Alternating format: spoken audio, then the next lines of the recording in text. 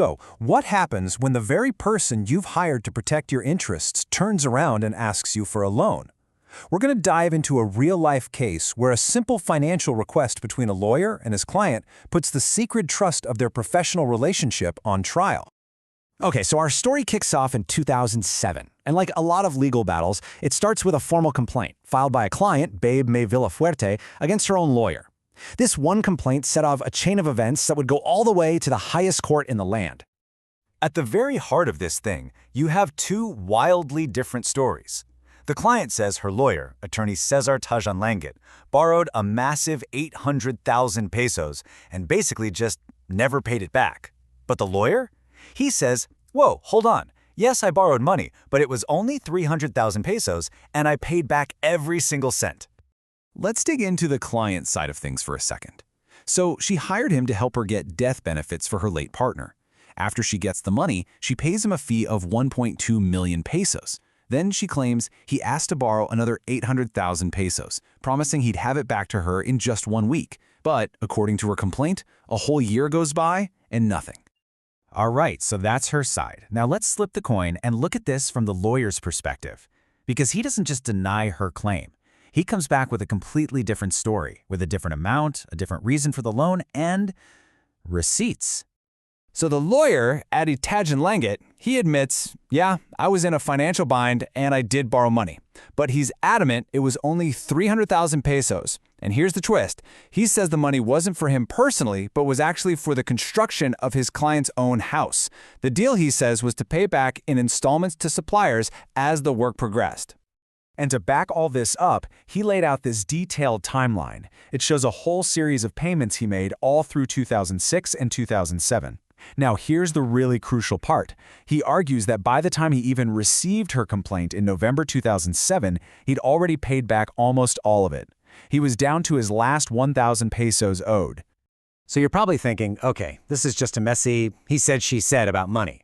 If he paid it back, or most of it, then that's it, right? Case closed? Well, not even close.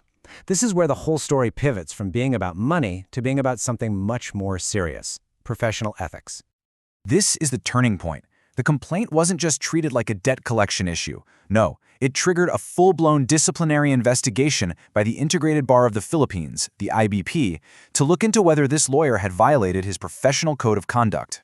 You can see how this thing just kept climbing the ladder. It starts with the IBP's disciplinary commission doing the initial digging. Their recommendation then gets kicked up to the IBP Board of Governors. And from there, it lands with the final authority, the Supreme Court of the Philippines. Now get this. As the case moved up, the recommended penalty got way more serious. The first group to investigate suggested just a reprimand, basically a slap on the wrist.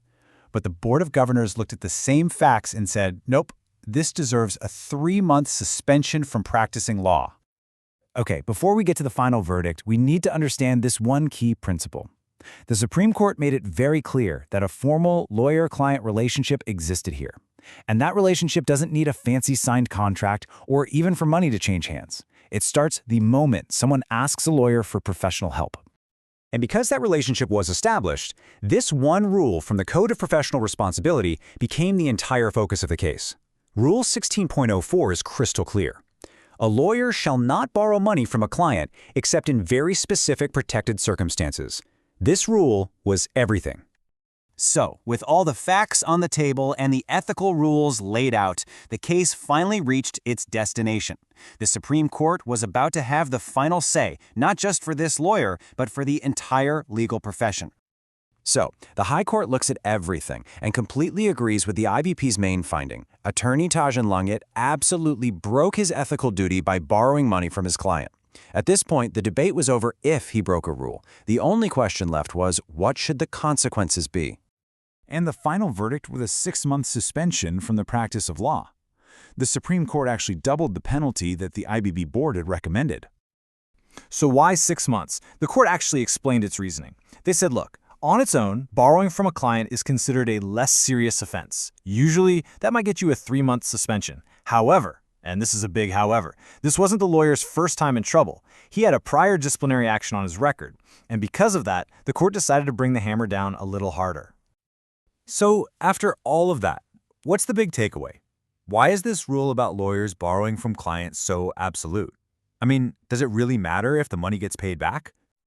Well, we don't have to guess. The Supreme Court spelled it out for us. This rule isn't really about the money, it's about power. It exists to stop a lawyer from taking advantage of their natural influence over a client, a person who, by definition, trusts them. And that's really the bottom line. In the end, it didn't matter if the loan was for $800,000 or $300,000. It didn't even matter that he repaid it. The court's logic is that the system has to presume the client is in a vulnerable position.